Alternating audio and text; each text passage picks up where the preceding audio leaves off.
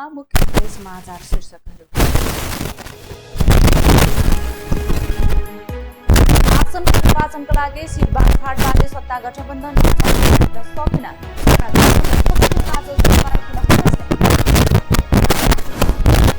प्राविधिक शिक्षा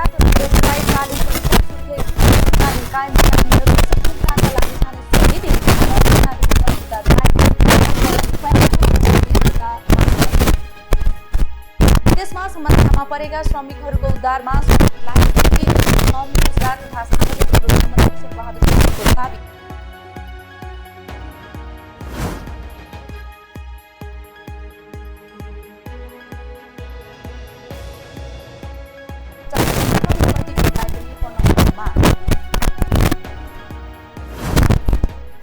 र पाकिस्तानलाई हराउँदै श्रीलङ्काले जित्यो एसियन कप 2022 को उपाधि। पाकिस्तान 23 रनले पराजित।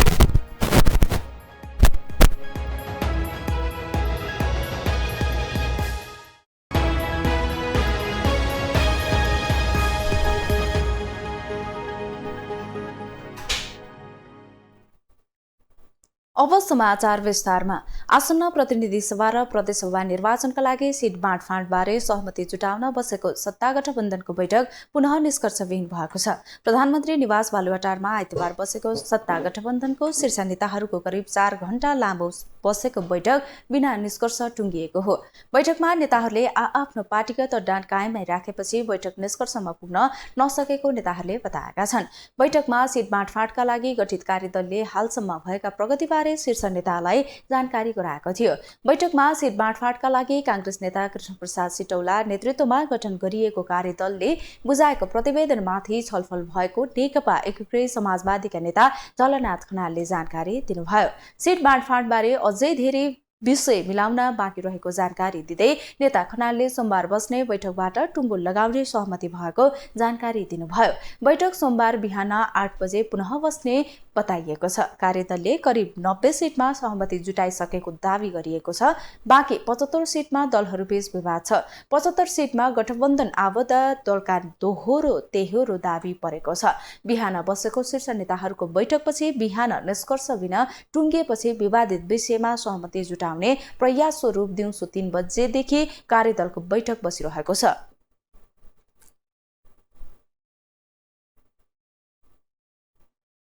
संसदीय समितिले निजगढ द्रुत मार्ग आयोजनाको ठेक्का व्यवस्थापन प्रक्रियामा संलग्न आयोजना प्रमुख लगायत जिम्मेवारी पदाधिकारीलाई कारबाही गर्न सरकारलाई निर्देशन दिएको छ।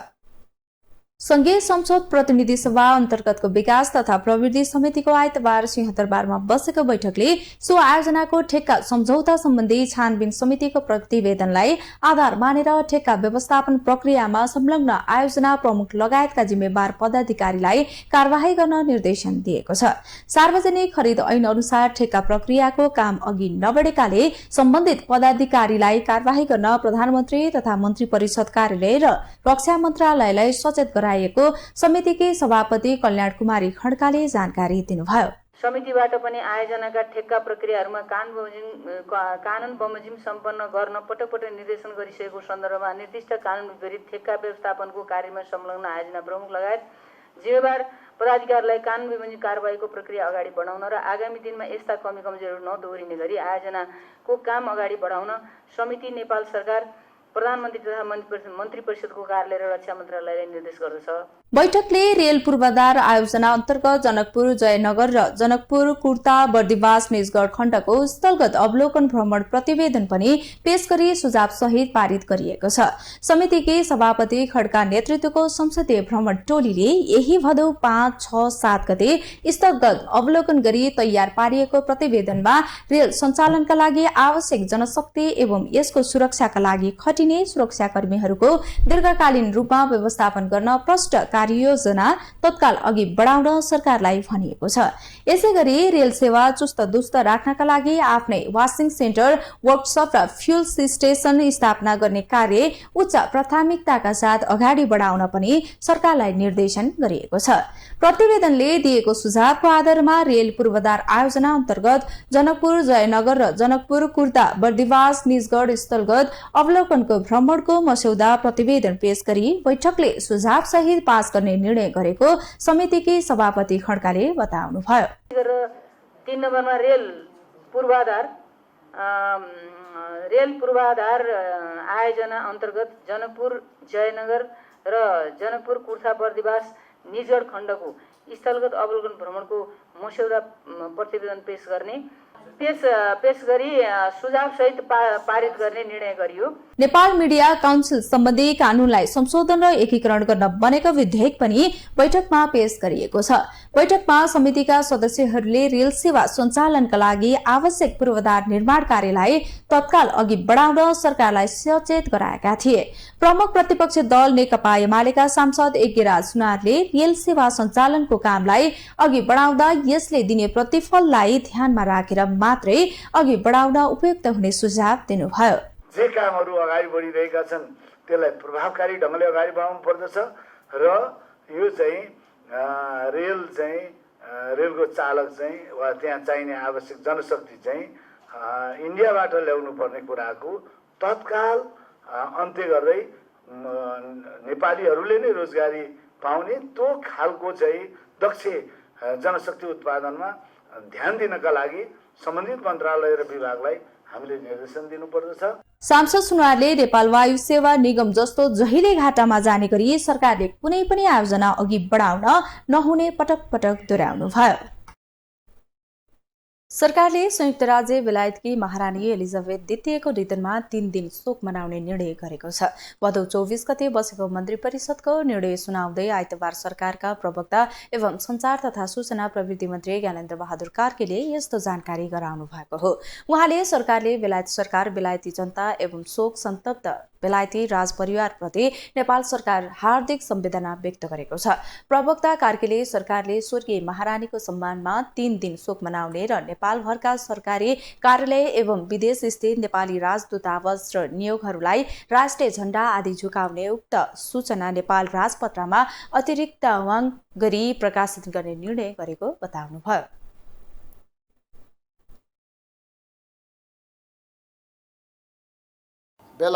एवं शोक सन्तप्त बेलायती राजपरिवारप्रति नेपाल सरकार हार्दिक संवेदना व्यक्त गर्दछ। स्वर्गीय महारानीको सम्मानमा 3 दिन शोक मनाउने र नेपालभरका सरकारी कार्यालयहरू एवं विदेश स्थित नेपाली राजदूतावास र नियोगहरूमा राष्ट्रिय झण्डा आदि झुकाउने उक्त सूचना नेपाल राजपत्रमा अतिरिक्ताङ्क गरी प्रकाशन गर्ने। संयुक्त राज्य बेलायतकी महारानी एलिजाबेथ द्वितीयको 96 वर्षको उमेरमा विक्रम सम्वत 2079 भदौ 23 गते निधन भएको थियो।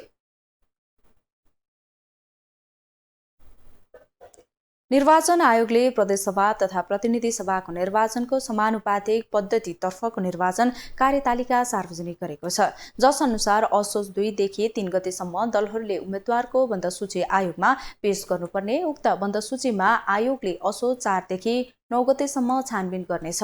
कानून अनुसार नभएमा सच्याउन दलहरूलाई सूचित गर्नेछ। दलहरूले बन्दसूची सच्याएर असोज 4 देखि 16 गतेसम्म पेश गर्नुपर्नेछ।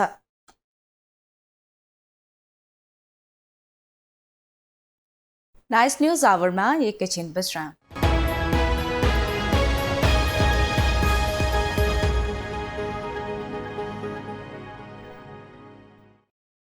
विश्रामपछि नाइस न्यूज आवरमा पुनः स्वागत छ। अब बाँकी समाचार। 4 करोड रुपियाँ भन्दा बढी बिगो माग दावी गर्दै अखितिया दुरुपयोग अनुसन्धान आयोगले 11 जना विरुद्ध भ्रष्टाचार मुद्दा दायर गरेको छ। अखितियारले आइतबार विशेष अदालतमा प्राविधिक शिक्षा तथा व्यावसायिक तालिम परिषद सुर्खेतका तत्कालीन कायम मुकायम निर्देशक भीमकान्त लामिछानेलाई सहित 11 जना विरुद्ध मुद्दा दायर गरेको हो। लामिछाने सहित 11 जना मिलेर सार्वजनिक सम्पत्तिमा हानि नोक्सानी गरी भ्रष्टाचार गरेको भन्दै मुद्दा दायर गरिएको छ। अखितियारले लामिछाने सहित सोही कार्यालयका अर्का निर्मित कायम मुकायम निर्देशक मोहन बहादुर कार्की, लेखा अधिकृत शिवराम रोकाया, चामुण्डा माध्यमिक विद्यालय दैलेखका प्रधानाध्यापक जयप्रसाद तिमिलसेना, सोही विद्यालयका सही लेखापालन नरेश बहादुर साई, विद्यालयका तत्कालीन अध्यक्ष नन्दबहादुर साई, इलाइट इन्फ्रास्ट्रक्चरका सञ्चालक उपेन्द्र कुमार शाही, चामुण्डा 4 का स्थानीय भूपेन्द्र बहादुर साई, कर्णाली प्रदेश सामाजिक विकास मन्त्रालयका तत्कालीन शाखा अधिकृत पदमबहादुर बुढा छेत्री, प्राविधिक शिक्षा तथा व्यावसायिक तालिम परिषद सुर्खेतका तत्कालीन सहायक प्रशिक्षक गंगाराम शाही र कर्णाली प्राविधिक शिक्षालय जुम्लाका तत्कालीन प्रशिक्षक हीरा बहादुर साई विरुद्ध मुद्दा दायर गरेको हो। उनीहरू विरुद्ध 4,13,88,816 रुपैयाँ भ्रष्टाचार भएको भन्दै सोही बमोजिम बिगो माग दावी गर्दै मुद्दा दायर गरिएको छ। दैलेखको चामुण्डा विन्द सैनी नगरपालिका 13 स्थित चामुण्डा माध्यमिक विद्यालयले प्राविधिक शिक्षा तथा व्यावसायिक तालिम परिसरबाट विभिन्न तालिम सञ्चालनका लागि प्राप्त रकम नियमितता गरेको भन्ने उजुरी परेपछि अकित्याले अनुसन्धान सुरु गरेको थियो।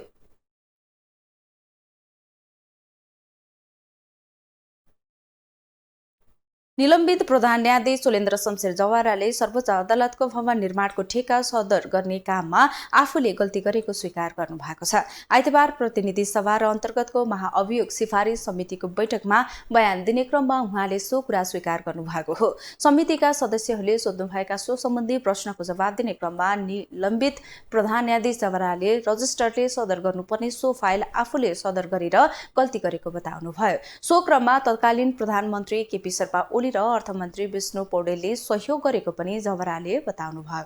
समितिका सदस्य समेत रहनुभएका कांग्रेस नेता मिनबहादुर विश्वकर्माले जानकारी दिनुभयो।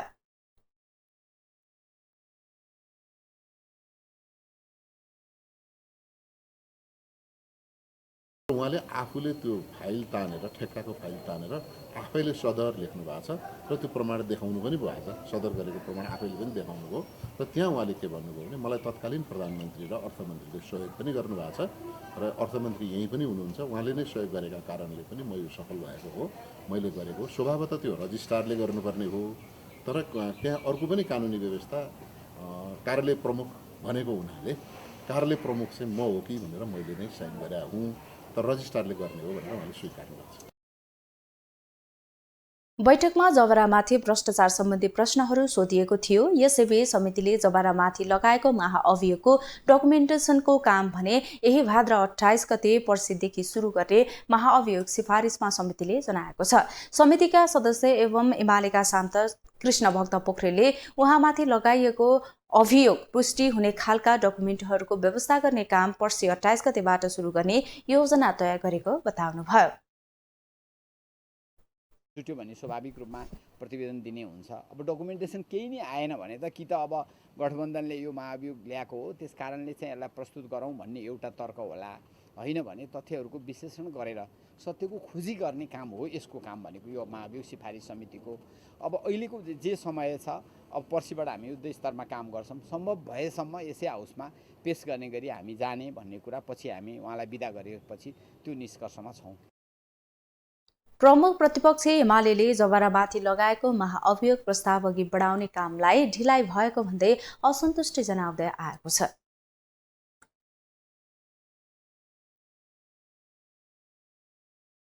शहरी विकास मन्त्री मेटमणि चौधरीले धोबीखोला कोरिडोरको कप्पन बुढा नीलकण्ठ डुबान नियन्त्रणका लागि सरकारले छुट्टै आयोजना बनाएर काम गर्ने बताउनु भएको छ। आइतबार स्वतविद धोबीखोला कोरिडोर कप्पन बुढा नीलकण्ठ डुबान नियन्त्रणमा आयोजना सम्बन्धी अन्तर्क्रियालाई सम्बोधन गर्दै मन्त्री चौधरीले यस्तो बताउनु भएको हो। उहाँले सरकारले धोबीखोला कोरिडोर निर्माणका लागि अब बस्ने मन्त्री परिषदले छुट्टै आयोजना बनाउने प्रस्ताव पास गर्ने बताउनुभयो। मन्त्री चौधरीले कोरिडोर निर्माणमा सरकारले जनताहरू यहाँबाट विस्थापित हुनु नपर्ने गरी बनाउने प्रतिबद्धता जनाउनुभयो।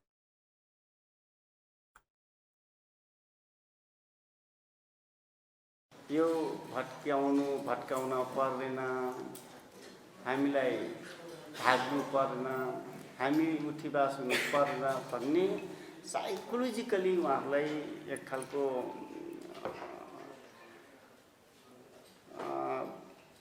त्यो खालको डरबाट हामीले मुक्त गरौँ। हाम्रो कोरिडोरको विषयमा आफूहरूले कोरिडोर क्षेत्रमा अनुगमन गरेर यहाँका स्थानीय जनताको माग अनुसार समस्याको समाधान गर्ने बताउनुभयो।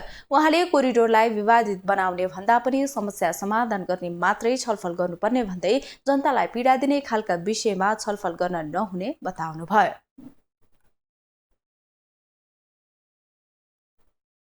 नेपाली कांग्रेसका महामन्त्री गगन कुमार थापाले धोबी खोला कोरिडोरको कपन बुढा नीलकण्ठ डुवा नियन्त्रणको काम सरकारले छुट्टै आयोजना बनाउन माग गर्नुभएको छ। आइतबार प्रस्तावित धोबी खोला कोरिडोर कप्पन बुढा नीलकण्ठ डुवा नियन्त्रण आयोजना सम्बन्धी अन्तर्क्रियालाई सम्बोधन गर्दै महामन्त्री थापाले यस्तो माग गर्नुभएको हो।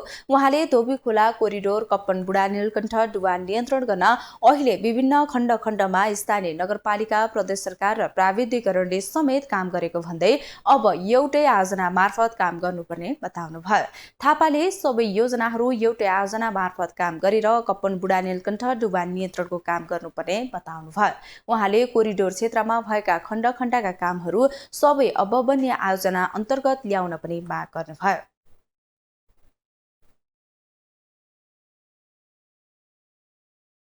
भने त्यो जुन मान्छेले आफ्नो प्राइभेट प्रपर्टीको आफूले बनाएको छ त्यो सँगसँगै त्यसको संरक्षण कसरी गर्ने उपाय के हो भन्ने कुरालाई चाहिँ हामीले त्यसलाई चाहिँ बिर्सेर यो त जे हो त्यो भनेर हामी छुट्टै गर्छौँ भने पनि आयोजनाले फेरि दिएको जुन सुझाव छ त्यो लागू गर्न सकिँदैन।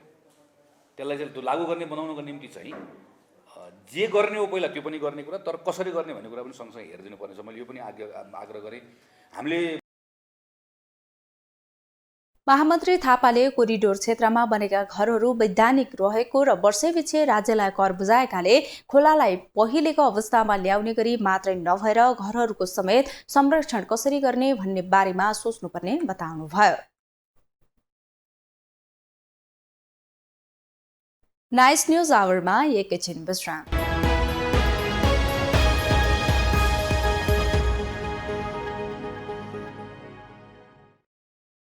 विश्रामपछि नाइस न्यूज आवरमा पुनः स्वागत छ। अब बाँकी समाचार। हरियो वन नेपालको धन भन्ने भनाई उखानमै मात्र सीमित भएको बेला रौतहटको गौर नगरपालिकाको युवाहरूले मिलेर गौर नगरपालिकाभित्र वर्षौंदेखि जीर्ण बनेको मठ मन्दिर लगायत पार्क र पोखरीको सरसफाई गर्न साप्ताहिक कार्यक्रम नै सञ्चालनमा ल्याएको छ। एक रिपोर्ट। करोडौं रकमको लगानी गरेर स्थानीय सरकार, प्रदेश सरकार र केन्द्र सरकारले अहिलेसम्म गर्न नसकेको काम गौर नगरपालिकाको युवाहरूले गरेका जिल्लाभरि नै चर्चा बटुल्न थालेका छन्। एकातिर स्थानीय सरकारको चर्को आलोचना हुँदै गर्दा शनिबार गौर नगरपालिकाको युवाहरूले मिलेर साप्ताहिक सरसफाई कार्यक्रम गर्दै आइरहेका छन्। सरसफाई कार्यक्रम अन्तर्गत युवाहरूको समूहले गौर नगरपालिकामा अवस्थित रहेको जिल्ला अस्पताल गौरको सरसफाई साप्ताहिक सरसफाई कार्यक्रम सञ्चालनमा ल्याएको हो।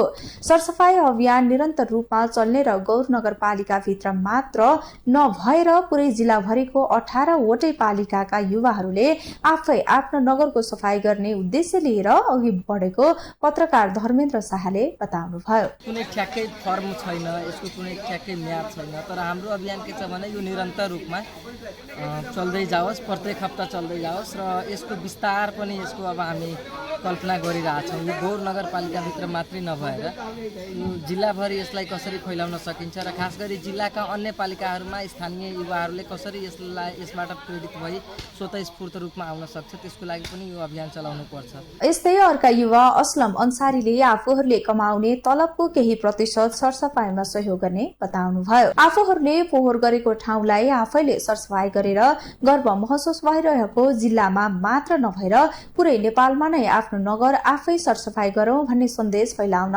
खोजेकोले सबै ठाउँका युवाहरू जागरूक भएर लाग्ने आवश्यक रहेको बताउँछन् सामाजिक अभियन्ता त्रिभुवन ओझा। आफूमा एकदम गर्व महसुस भइरहेछ कि यस्तो हामीले फोहोर गरेको ठाउँलाई हामी आफै सरसफाई गर्ने हो र यो कार्यक्रम हेरेर हाम्रो विगतदेखि नै हुँदै आइरहेको कार्यक्रम हो। हामीले जिल्लामा के अल नेपालमा नै यस्तो छर्न खोजिरहेको छौँ र हुन पनि जरुरी नै छ। यस्ता पार्टी कुनै व्यक्ति अथवा कुनै पार्टीसँग हामी जोडेको होइन। नयाँ जनप्रतिनिधि जितेको झण्डै 3 महिना भए पनि अहिलेसम्म स्थानीय सरकारले गौर नगरपालिकाभित्र रहेको फोहोरलाई व्यवस्थापन गर्न तर्फ ध्यान पुर्याउन सकेको छैन।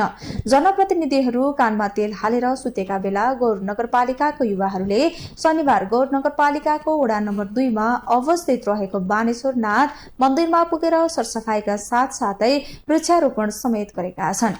युवाहरूले आफैले रकम संकलन गरेर कीटानाश औषधिदेखि लिएर मन्दिरको प्राङ्गणमा रहेको पोखरीभित्रको जलकुम्बीलाई निकालेर पोखरीको सरसफाई गरेका छन्। कार्यक्रममा बानेश्वर नाथ मन्दिरको महन्त ओम प्रकाश भारतीले जिल्लाको युवाहरू मिलेर मन्दिर आसपास सरसफाई एवं वृक्षारोपण कार्य गरिएकोमा धन्यवाद व्यक्त गर्दै आम युवाहरू सामाजिक कार्यमा एकजुट भएर लाग्नुपर्ने बताउनुभयो। आने वाला दिन में भी अब युवा सब एक जगह जैसे संगठित होकर अच्छा काम करो। ये अच्छा काम भेल, ये बहुत अच्छा बात है, खुशी के बात है।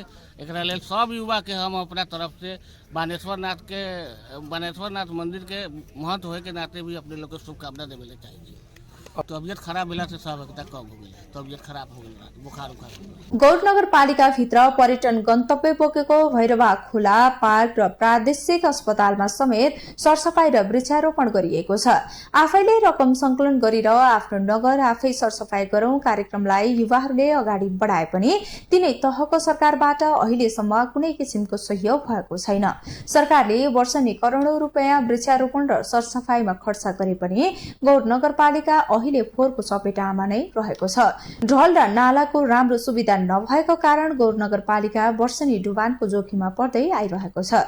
नाइस टेलिभिजनका लागि मध्य प्रदेश रौतहटबाट अखिलेश कुमार यादवको रिपोर्ट। महोत्तरीको पिपरा गाउँपालिका 6 मा स्यालले टोकेर 4 जना गम्भीर घाइते भएका छन्। घाइते हुनेमा पिपरा गाउँपालिका रतौलीका 16 वर्षीय बवन चौधरी, 65 वर्षीय सोनामबत्ती सादा, 13 वर्षीय रेणुकुमारी सदा र 35 वर्षीय पूनम देवी सोनार रहेका छन्। एउटै स्यालले एकै टोलका 4 जनालाई टोकेको स्थानीयवासीको भनाइ छ। सामान्यतया राति मात्रै गाउँ आसपास आउने स्याल दिउँसै गाउँमा पसेर मान्छेलाई टोक्न थालेपछि स्थानीयवासी क्रसित भएका छन्। घाइते 4 जनाकै जनकपुर प्रादेशिक अस्पतालमा उपचार भइरहेको छ।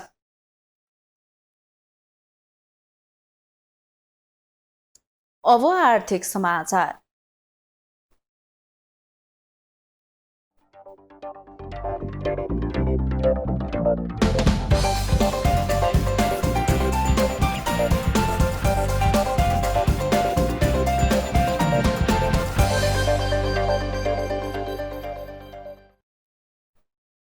श्रम रोजगार तथा सामाजिक सुरक्षा मन्त्री शेरबहादुर कुँवरले विदेशमा समस्यामा परेका श्रमिकहरूको उद्धारमा सरकार लागि परेको बताउनु भएको छ।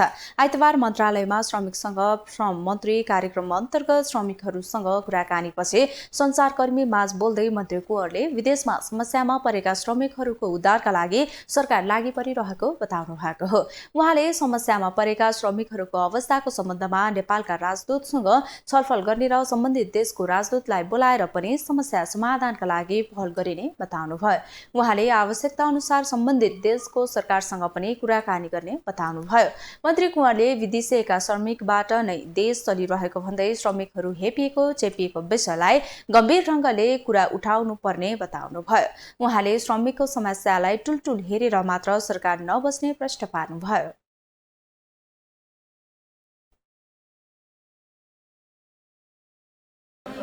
लास छ त्यहाँ त लास आएको छैन। त्यो लास नआउनुको पनि विभिन्न कारण छ। कहीँ मुर्डर केसमा परेको होला, मुर्डर केसमा परेकोलाई पनि त्यहाँको कानुनले त प्रक्रियाको ढङ्गले अगाडि त बढाउ। हामीले तुरन्त ल्याउनु खोज्दाखेरि पनि ल्याइँदैन। त्यहाँ वकिलहरू होला, उहाँहरूले पनि वकालती प्रक्रिया अगाडि बढाएको हुन्छ। त यी विभिन्न कारणले पनि केही समस्याहरू आएका हुन्। तर समस्या छ, समस्या भनेका गम्भीर समस्याहरू छन्। यी गम्भीर समस्याहरूलाई हामीले हेर्नुपर्छ।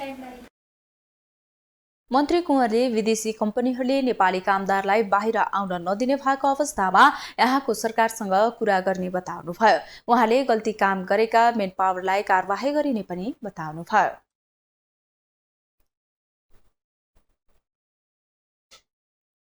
परराष्ट्र मन्त्री डाक्टर नारायण खड्काले सिन्धुपाल्चोकको तातोपानी नाका तत्काल खुल्ला गर्ने प्रयास भइरहेको बताउनु भएको छ। आइतबार मन्त्रालयमा हिमालपारी व्यापार संघका पदाधिकारी र व्यवसायीहरूले नाका खोलेर व्यवसाय सञ्चालनको वातावरण तयार गरिदिन आग्रह गर्दै बुझाएको ज्ञापन पत्र ग्रहण गर्दै उहाँले यस्तो बताउनु भएको हो। मन्त्री खड्काले नाका सहज रूपमा सञ्चालन गर्नका लागि चिनिया पक्षहरूसँग पनि कुरा गरिरहेको जानकारी दिनुभयो।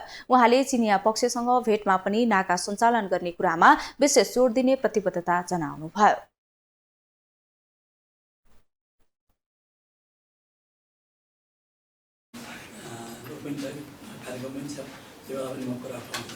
यसलाई एकदमै तात्विकताका साथ दसैँभन्दा अगाडि दसैँ धाइनैसक्योलाई हाम्रो आपूर्ति सहज हुने हिसाबले एकदमै जोरदार रूपमा पहल गरेर चाहिँ भरसकै सकारात्मक नतिजा निकाल्नको लागि म प्रयत्नरत हुनेछु र मलाई आशा छ कि यहाँहरूको माग पुरा गर्नको लागि हामी सक्षम हुनेछौँ। ज्ञापन पत्र बुझाएपछि नेपाली कांग्रेसका नेता एवं पूर्व मन्त्री मोहन बस्नेतले अब पनि कोरोनाको नाममा नेपालले नाकामा गर्ने व्यापार रोक्न नहुने बताउनुभयो। उहाँले सरकारले आगामी दिनमा चाँडै नै नाकामा हुने व्यापार व्यवसाय धेरै सुधार गर्दै जाने अपेक्षा राखेको बताउनुभयो। नेता बस्नेतले यहाँका स्थानीयहरूले झिक्की कुट्टाको सुविधाका बारेमा नेपाल सरकार र चिनिया पक्षसँग कुराकानी गर्ने बताउनुभयो।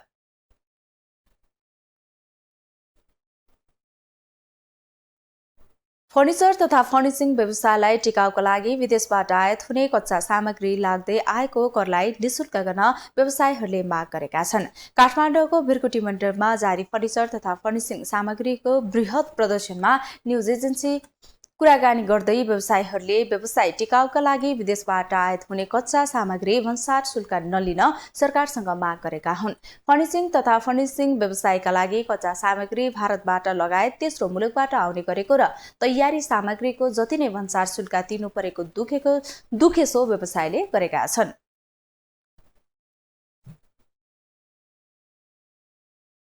इन्डियाको प्रोडक्सनलाई कम्पिटिसन दिइरहेको छ। सबै नेपालको प्रोडक्सन खराब छ भनेर म मान्दिनँ। कतिपय प्रोडक्सन राम्रो छ, जस्तै अब चाउचाउ फ्याक्ट्री हेर्नुहोस्, यहाँबाट कतिपय देशमा चाहिँ निर्यात हुन्छ, यहाँबाट जान्छ। अब डाबरको हेर्नुहोस्, यहाँबाट फ्याक्ट्री छ, सस्टेन भएको छ, क्वालिटी राम्रो छ। त्यसले अघि नै मैले भने जस्तै स्वदेशमा जति पनि उत्पादन हुन्छ त्यसको अलिकति कस्ट लागत घट्छ भने त्यो व्यवसाय फस्टाउँछ र यहाँबाट हामी विदेशमा पनि निर्यात गर्न सक्छौँ, नगर्ने होइन। त्यसमा सरकारले चाहिँ व्यवसायहरूलाई साथ दिनुपर्छ। यस्तै युनाइटेड फर्म एन्ड मेटल्स इन्डस्ट्रीका सञ्चालक दिलप्रसाद आलमले काठका सामग्री विदेशबाट लिनु परेको भन्दै फर्निचरवालाहरूलाई टेन्डरमा लगाएर नेपालकै प्रयोग गर्न लगाउनु पर्ने बताउनुभयो। र हामी उद्योगीहरू व्यवसायहरू जुन हुनुहुन्छ उहाँहरूले पनि सकेसम्म हामीले नेपालकै सामान चाहिँ नेपालमै बनेको सामानहरूलाई युज गरिरहेका छौँ र विदेशीहरू पहिलाभन्दा चाहिँ धेरै घटिसकेको अवस्था छ र त्यसलाई अझै सरकारले केही यस्तो नीतिहरू यस्तो उसहरू केही ल्याइदिनु भयो भने चाहिँ हामीलाई अझै राम्रो हुन्थ्यो, उहाँहरूको अझै ब्रेक हुन्थ्यो। हामीले यहीँको स्वदेशी सामान नै युज गर्नलाई चाहिँ राम्रो आउँछ। यसैगरी व्यवसायी द्रोण न्यौपानेले नेपालमा विदेशी उत्पादनको तुलनामा नेपाली उत्पादन नै बढी बिक्री भइरहेको बताउनुभयो। स्वदेशी फर्निचर तथा फर्निचिङ प्रति नेपालीहरूको विश्वास बढ्दै गइरहेको उहाँको भनाइ छ। अब विगतका दिनहरूमा चाहिँ विदेशी सामान राम्रो होइन, फर्निचरका सामान राम्रो भन्ने जुन मानिसहरूमा कन्सेप्ट थियो त्यो आज आएर कस्तो भएको छ नेपालमै अब त्योभन्दा पनि स्तरको सामानहरू उत्पादन भइरहेको हुनाले उपभोक्ताहरूलाई चाहिँ विदेशी भन्दा पनि स्वदेशी सामानहरूप्रति पनि मतलब विश्वास बिस्तारै बढ्दै गइरहेको अवस्था छ।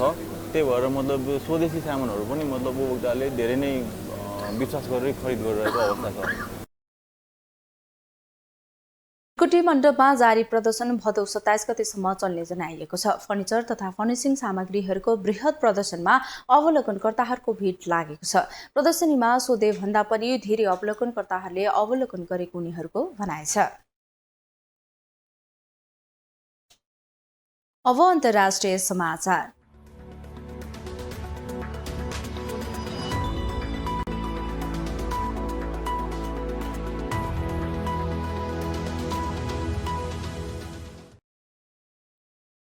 अफगानिस्तानमा तालिबान सरकारले शिक्षाबाट वञ्चित गरेको भन्दै केही युवतीहरूले विरोध प्रदर्शन गरेका छन्।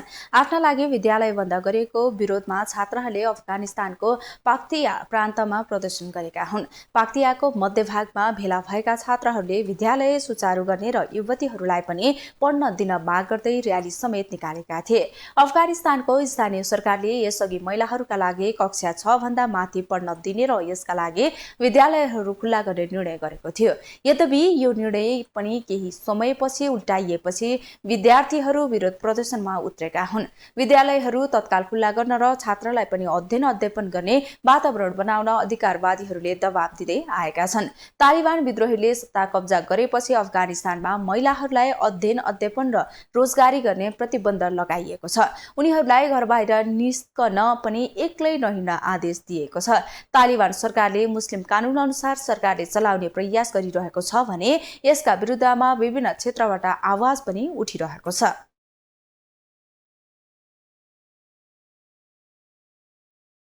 बेलायतकी महारानी एलिजाबेथ द्वितीय अन्तिम संस्कार सेप्टेम्बर 19 तारिक अर्थात् आउँदो असोज 3 गते गरिने भएको छ। वेस्टमिन्स्टर एबीमा अन्तिम संस्कार गर्नु अघि पार्थिव शरीरलाई 4 दिन श्रद्धाञ्जलीका लागि राखिने भएको छ। नागरिकलाई पनि शवपेटिका हेर्न दिइने भएको छ। महारानीको राजकीय अन्तिम संस्कारमा परिवार र आफन्तसहित राजनीतिक नेता र विश्वका शीर्ष नेताहरू सहभागी हुनेछन्। सेप्टेम्बर 19 का दिन बेलायतमा सार्वजनिक बिदा घोषणा गरिएको बीबीसीले जनाएको छ। राजा चार्ल्स तृतीयको अन्तिम संस्कारका दिन बिदा दिने पुष्टि गर्नु भएको थियो। महारानी एलिजाबेथको गएको बिहीबार 96 वर्षको उमेरमा निधन भएको थियो। अब खेल समाचार।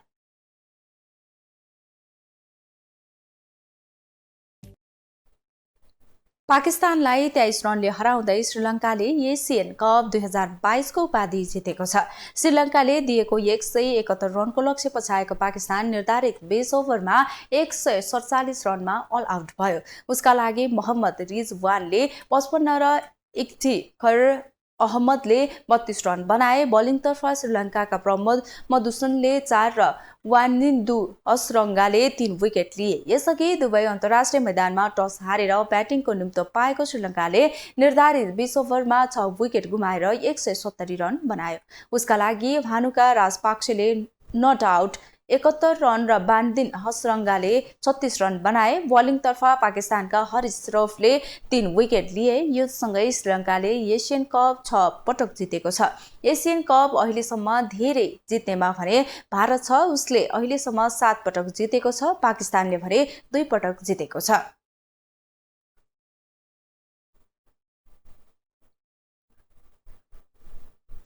नेपाली राष्ट्रिय फुटबल टिमका प्रमुख प्रशिक्षक अल्बुताही मुताइरीले जिम्मेवारी छाडेको घोषणा गरेका छन्।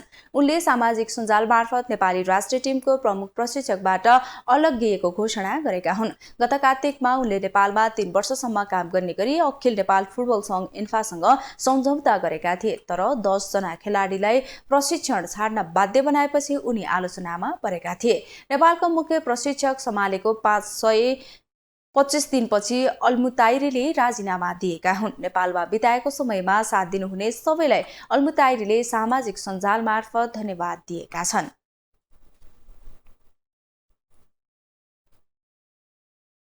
खेल समाचारसँगै नाइस न्युज आवरको अन्त्यमा आइपुगेका छौँ। जाँदा जाँदै मुख्य समाचार पुनः एकपटक। आसन्न निर्वाचनका लागि सिट बाँडफाँडबारे सत्ता गठबन्धनमा सहमति जुट्न सकेन। सत्ता गठबन्धनको बैठक आज सोमबार पुनः बस्ने। प्राविधिक शिक्षा तथा व्यावसायिक तालिम परिषद सुर्खेतका तत्कालीन कायम मुकायम निर्देशक भीमकान्त लामिछाने सहित 11 जना विरुद्ध मुद्दा दायर। 4 करोड रुपियाँभन्दा बढी बिगो माग दाबी। विदेशमा समस्यामा परेका श्रमिकहरूको उद्धारका लागि सरकार लागि परेको श्रम रोजगार तथा सामाजिक सुरक्षा मन्त्री शेरबहादुर कुँवरको दाबी। गल्ती काम गरेको मेन पावरलाई कारबाही गरिनु। तालिबान सरकारले शिक्षाबाट वञ्चित गरेको भन्दै अफगानिस्तानमा विरोध प्रदर्शन। छात्राहरूले विद्यालय सुचारू गर्ने र युवतीहरूलाई पनि पढ्न दिन माग। र पाकिस्तानलाई हराउँदै श्रीलङ्काले जित्यो एसियन कप 2022 को उपाधि। पाकिस्तान 23 रनले पराजित।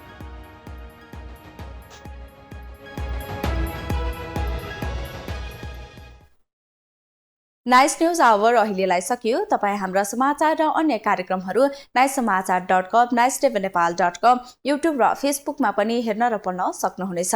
नाइस टिभी HD हेर्दै गर्नुहोला। नमस्कार।